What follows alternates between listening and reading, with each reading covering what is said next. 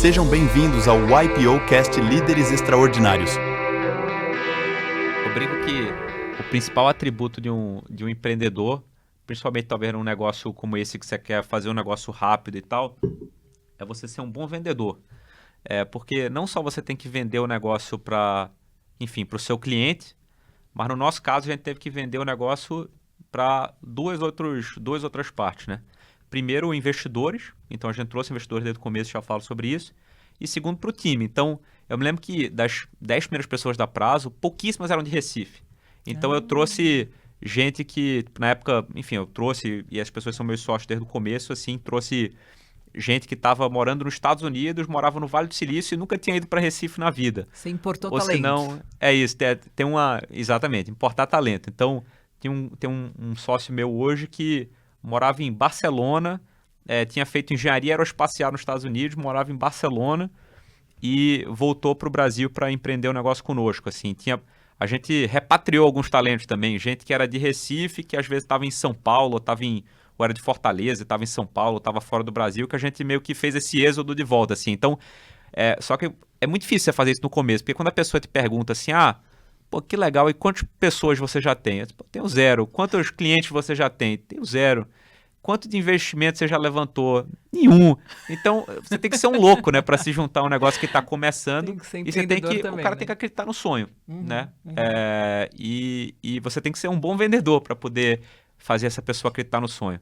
E a primeira coisa é você tem que vender algo que você acredita, né? Então, acho que as pessoas talvez viam desde o começo que eu tinha realmente uma crença de que a gente estava construindo um negócio enorme, assim. E a segunda coisa é vender para investidores.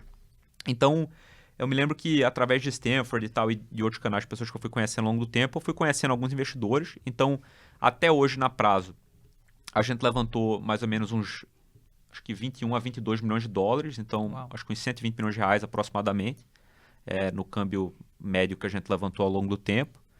E a gente tem investidor, é engraçado, porque a gente tem investidor do mundo todo. Então, a gente tem investidor americano, a gente tem investidor europeu e a gente tem um investidor que está baseado na Ásia. Então, enfim, é difícil, 3 né? Porque continentes, como é que você 3 consegue convencer culturas. caras que nunca vieram para o Brasil e muito menos para o Nordeste, como é que você convence eles a investir no Brasil? E eu me lembro que, a história engraçada é que um dos investidores, quando ele escreveu o memo de investimento, né, a tese de investimento dele na Prazo, esse cara era um dos fundadores de um fundo que chama Tiger, que é um fundo bem grande nos Estados Unidos, e ele investiu na gente através do family office dele. E aí ele, depois falaram do memo de investimento, aí ele escreveu assim, olha, eu acho que tem uma oportunidade de construir um negócio, um dos maiores negócios da América Latina aqui, o mercado é muito grande, etc. Mas ele falou assim, mas o verdadeiro motivo de eu estar investindo aqui é que daqui a 2 anos, Samuel vai ter o dobro da experiência profissional que ele tem hoje. Muito bom. Então, Muito enfim, bom. eu acho que tem um componente de você crescer como empreendedor. Então, a gente tem investidores do mundo todo hoje que acreditaram no sonho e que... Porque o nosso negócio, querendo ou não, é um negócio de escala. Então, é muito difícil de você gerar caixa, você crescer de maneira lucrativa se você é muito pequeno. Claro. Então, acho que agora a gente está numa escala que te dá uma posição muito mais confortável. Mas quando você é pequeno, você tem que fazer muito investimento em time de tecnologia, que a gente montou desde o começo, time de produto, trazer essa turma de fora, né? Tipo assim, que a gente queria repatriar aí pro Nordeste ou trazer de outros lugares para cá. E, enfim, eu acho que tudo isso requer capital, requer esforço que, quando você tem pouquíssima escala, é muito difícil você pagar. Eu brinco que num negócio de loja física, você tem o seu investimento vai na forma de CAPEX, né? Você tem que investir Alugar a ali loja, para reformar. construir uma loja, etc. No nosso caso, o investimento ele vem na DRE, que é despesa, né? Que eu tenho um time de engenharia, um time de produto, trazer gente muito boa para montar o negócio, tipo assim, enfim.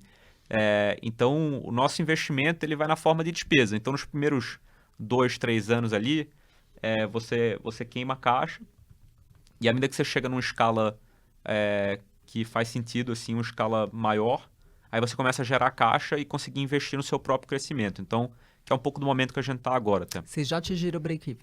Meta é daqui a 3 meses aqui.